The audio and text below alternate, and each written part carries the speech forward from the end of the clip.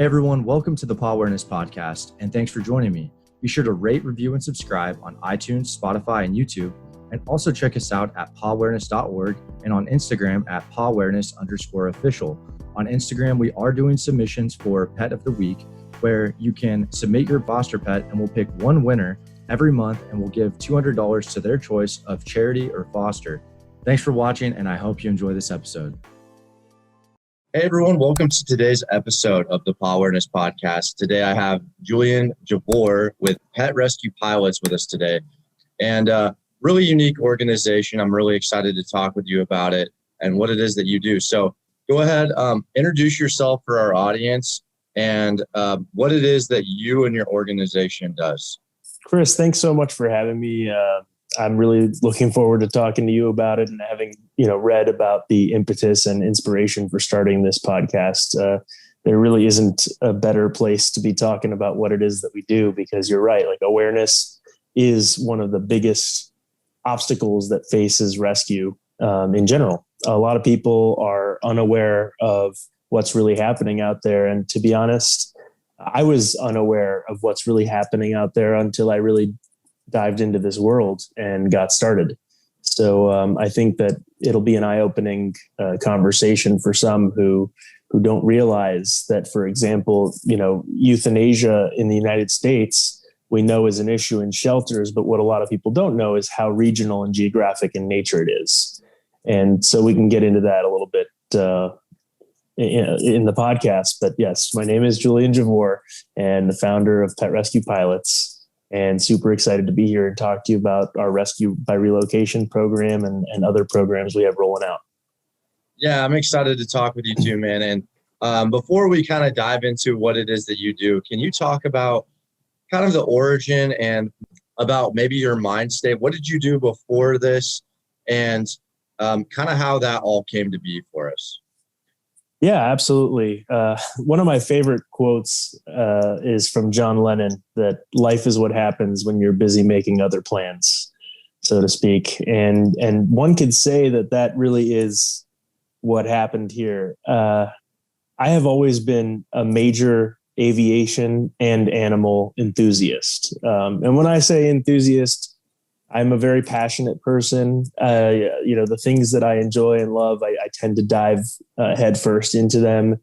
And so for me, animals and rescue has always been important. And aviation, I grew up, by the time I was still graduating elementary school, I was playing Microsoft Flight Simulator and flying all over the world. So one could say that the marriage of these two passions was written in the stars. But I work a full-time job. What a lot of people don't know about me is that on the side of running this rescue and flying constantly, I do work full-time, and my flight time is all volunteered. But basically the way this came to be is, I finally got to a position in my life where I had the resources and the time to pursue an aviation education. So I got into my first discovery flight, and I loved it, honestly, even more than I thought I would. So I very quickly moved through my ratings, and within a year and a half, I was a commercial multi-engine pilot. And, that was done mostly on afternoons and weekends. I'm very fortunate to live in Southern California, where the weather permits us to do our training pretty regularly. Not a lot of weather delays here. So once I got that last commercial multi-rating, it kind of became this question of, well, what am I going to do to keep flying? I don't know that I'm the type of person that would enjoy flying for a $500 hamburger. I feel like I need a mission, a purpose. So I started looking for ways to volunteer my pilot skills. And the first thing I came across was that people post rescue transport requirements, asking volunteer pilots to help fulfill them. And I got started flying up and down California, moving dogs, out of the Central Valley into the metropolitan areas, or up and down to forever homes. If, for example, someone adopted a dog or was curious about, a dog that they had seen online and went through their rescue and, got matched up. So that's really how this whole thing got started. But doing that and starting to work with more people in the rescue community allowed me to get what I call the 30,000 foot view on rescue.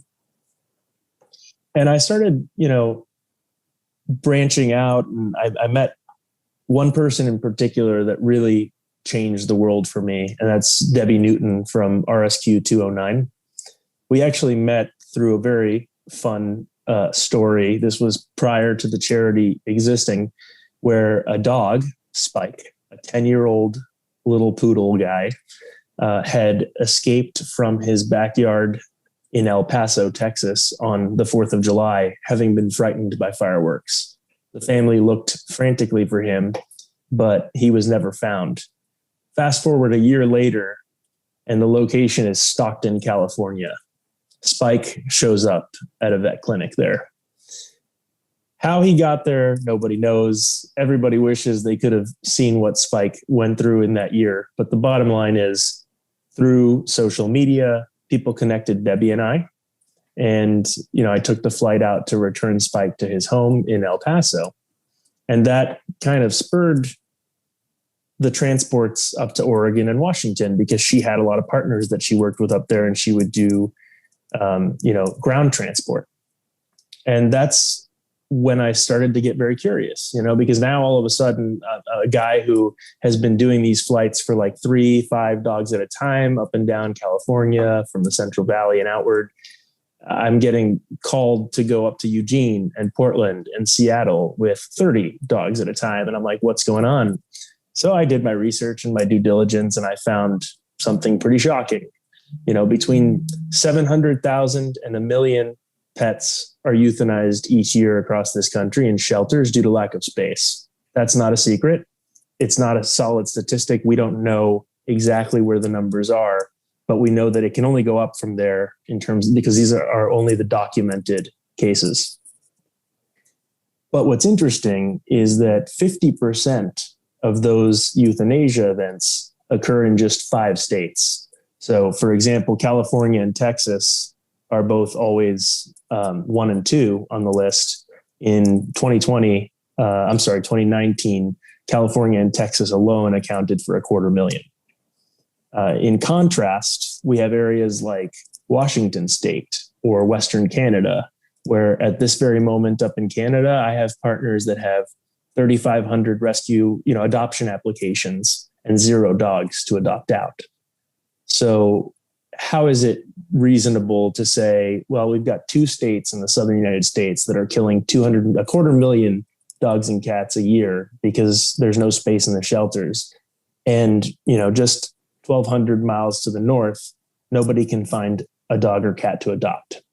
That is how Pet Rescue Pilots started. Interesting. So really, and that's what I was going to ask is like so Pet Rescue Pilots is essentially that puzzle piece in terms of linking these states with where there are thousands of people on wait lists to these states that have, that much higher euthanasia rates, correct? Exactly. It's what we call rescue by relocation. That simply by moving companion animals out of these overcrowded areas where most of them will go overlooked, because it's hard not to be overlooked when you're in a big crowd. And moving them to an area where there's just tons of people waiting to have a companion animal, they adopt themselves. The majority of our passengers are in forever homes within 2 weeks of arrival at their destination. And how many years have you been doing Pet Rescue Pilots? I know that you talked about the origin, but how long has it been founded? So I've been flying pets for coming up to 4 years now. It'll be 4 years in November since I started flying pets. But the organization was founded and began operating in January of 2020, just before the COVID-19 pandemic hit. And what have you kind of seen? Like, what's been one, I know it's kind of a big question, but what's one memorable story that you have? Whether it's, I know that you mentioned, the dog from El Paso to Stockton, but I'm sure that you meet a lot of individuals too that probably are really emotional, either I don't know, or like finding a lost dog or, getting that forever dog, right? What's that like for you in terms of how does that make you feel? And what's one story you can share with us? It's funny you should ask, because a lot of people have that same question. And they also ask me, like, how is it possible to stay so kind of emotionally level throughout this process when I have some of these really intense stories? Because, we have had dogs that have come through that are not in good condition medically. We have very serious protocols as far as transmissible disease and vaccination requirements and such for the safety of all the animals, but that's not the only way these pets suffer medically. Like, we've had a lot of broken limbs, a lot of blind dogs, deaf dogs, special needs in general. And the reality is that we're coming up, the next mission we fly will be our 93rd rescue flight. So there's a lot of stories to pick from, but I guess, I stay really mission focused during it. And when it hits me is when we're either in the hotel up in Vancouver or Seattle or wherever it might be, that, wow, we impacted, 30 lives today and hopefully change them for the better. One very, very poignant story for me is, and this might be difficult for some to hear, but there was a dog, Valentin, who came into California across the Mexican border. This was quite a ways back. This was back in July of 2019. So this was when I was still operating as an individual, just on my weekend out of pocket, not as a charity. And he had been shot in the face in Tijuana. And there's a specialist surgeon and vet, Compassion Without Borders, up in Santa Rosa. And she took Valentin in and gave him, basically a facial reconstruction. But when I met him, he was covered in blood. He reeked of bacterial infection and was sitting in the back of his crate and looked at me with these eyes of like, I don't understand why this happened. Like, why did people do this to me? All I ever wanted to do was show them love. And that was a very difficult flight for me.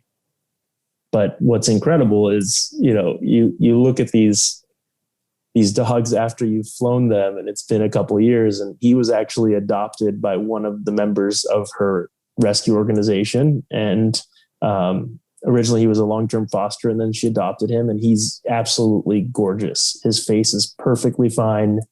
He's a happy dog going around licking people, playing with other dogs. And like, that is just such a success story. It's very emotional to think about it. That's amazing. And I think it really is a testament, and it shows what the power of what you're doing. And I know that you mentioned that before the call, that you're working on, you're rolling out some new things and expanding. And what does that look like? What are some of those things that you're working on, and what do those things do?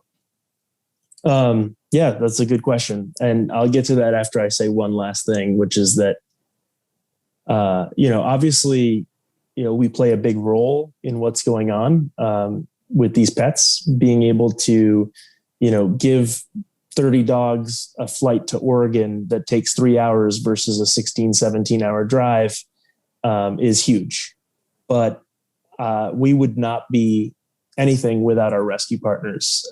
And so when I founded the organization, I had this dream of a network where we worked with sending partners and receiving partners. And the beauty of the fact that we hold that relationship with both parties is that on a number of occasions, we have been able to connect a sender with a receiver, or we've been able to connect a receiver with a sender, because we kind of are that middleman. But I can't stress enough how much the work that these rescue organizations do before and after the flight is what gets, these dogs the rest of the way there to finding forever homes. I mean, from vet care and prepping them to travel to, getting them socialized and adopted out. It's just, I want to take credit, but the reality is, we fly them.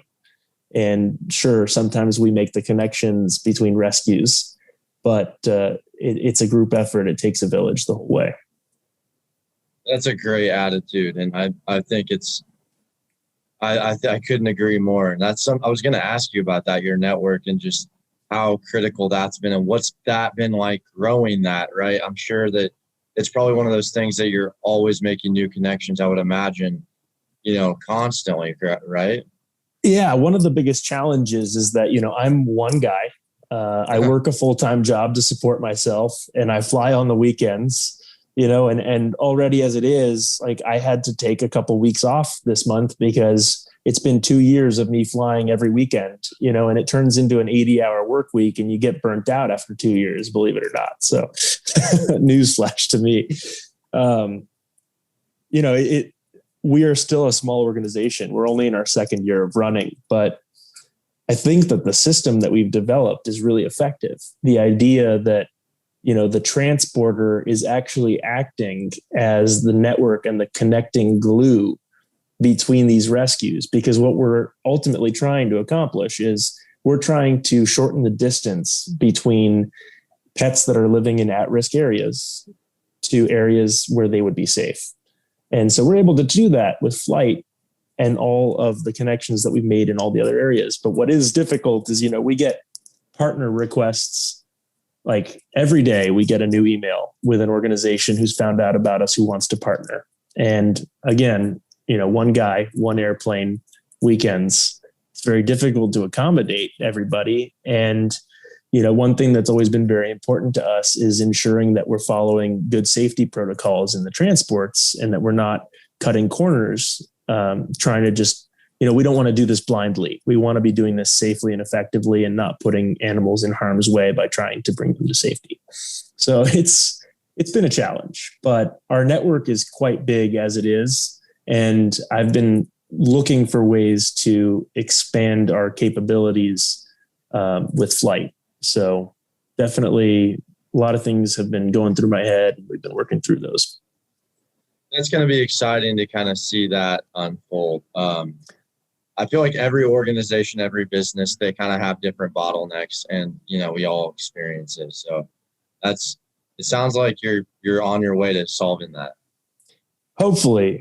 And the reality is, and this is actually a really good segue to your previous question that I didn't quite get to, which is, what else are we rolling out? What have we planned? And I think, right before we started recording, I mentioned to you that, when I founded PRP, the idea was a 2-pillar foundation, that we would have 2 sort of parallel tracks going on. We have rescue by relocation, which is what I've named the program, which is the actual transport and the networking of rescues, and, being able to move these pets almost like, I don't want to sound insensitive, but essentially supply chain management, and saving lives by doing it. And then that is an immediate Band-Aid, but that's not addressing the root of the problem.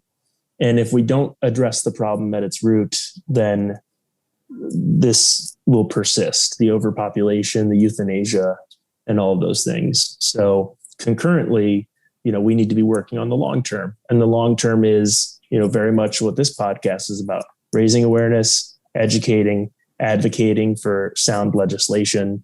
And to be brutally honest with you, if there was enough awareness within our government, like California state legislature has expressed their desire to work on kill rates in the state, and they recognize that in the Central Valley, there's a big problem.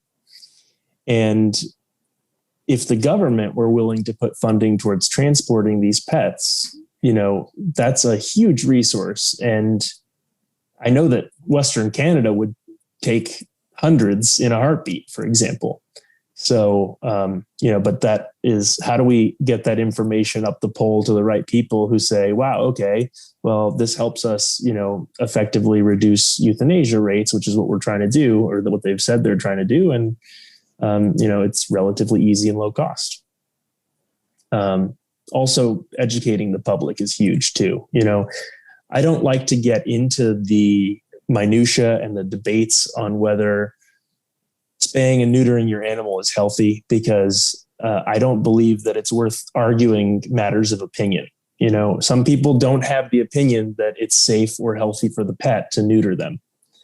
And that's entirely fine, but that doesn't mean that you turn the other cheek and let your pet, procreate with every other pet that's unfixed. You don't have to be irresponsible about it. Even if you choose not to spay and neuter your pet, either for financial reasons or because you simply don't believe in that being the right thing to do, you can certainly stop them from mating.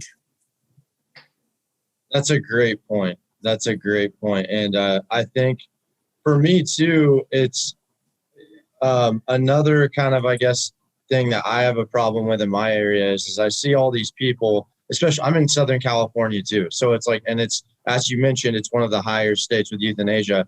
And I see all of these people buying these exotic dogs, thousands of dollars.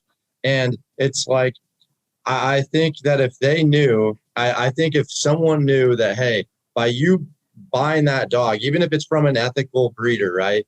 There are dogs that are literally getting put down. And I think awareness is huge. It's huge. And just educating the community and maybe letting them have that thought process go through their mind. Wow, should I buy this expensive dog or maybe take one that and not support that? And I don't know. It's just, and I'm not here to tell someone what to do. It's to have that conversation in their head. So, absolutely. And, that's a great point.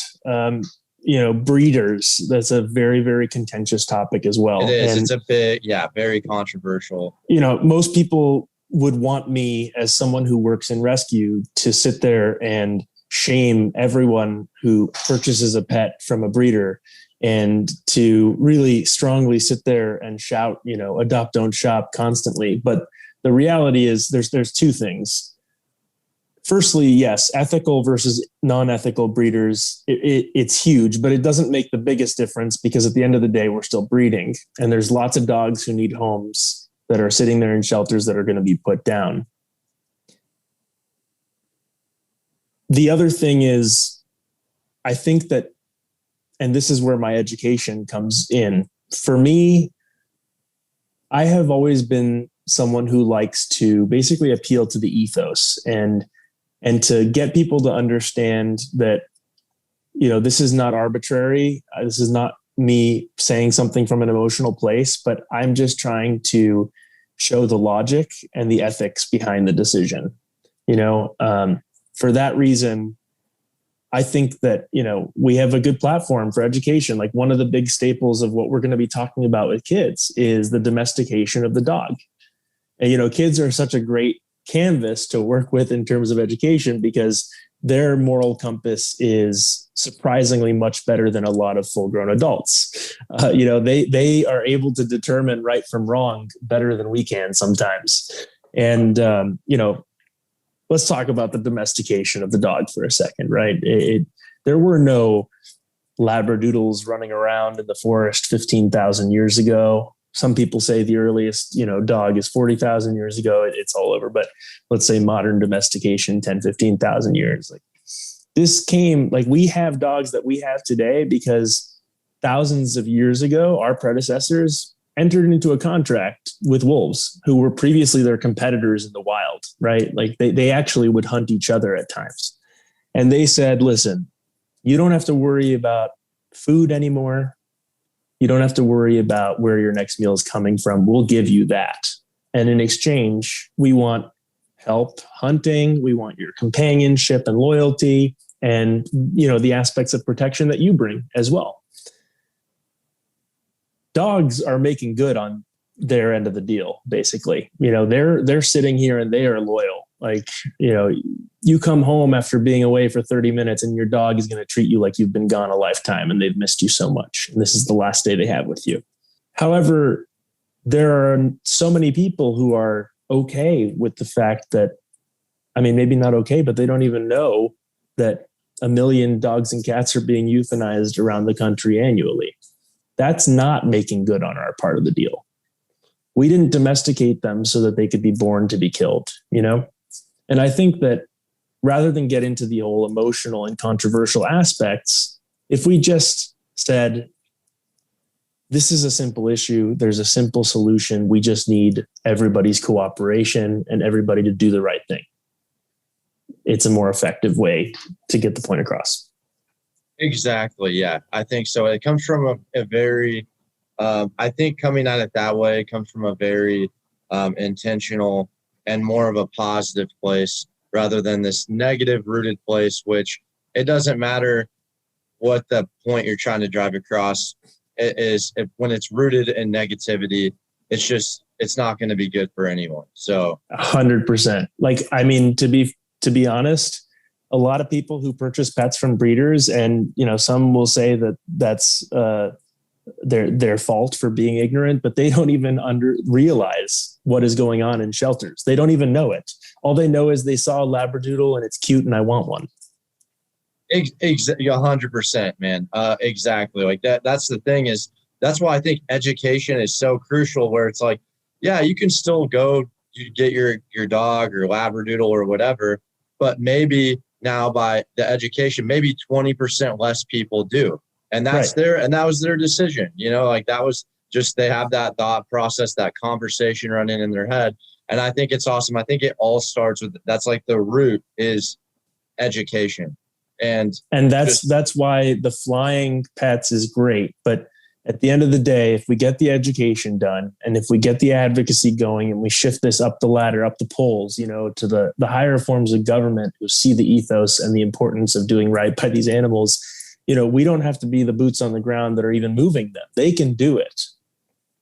So that's really cool. Yeah, man. I mean, I feel like we've already talked with a politician out in Delaware, and I would love to talk with one from California. And if we ever do get a hold of one, I would love a panel discussion, and I would love for you, if you'd be interested in coming on. I feel like you have like a really a very broad background, so that would be really, I think that would be really cool. So goals over here.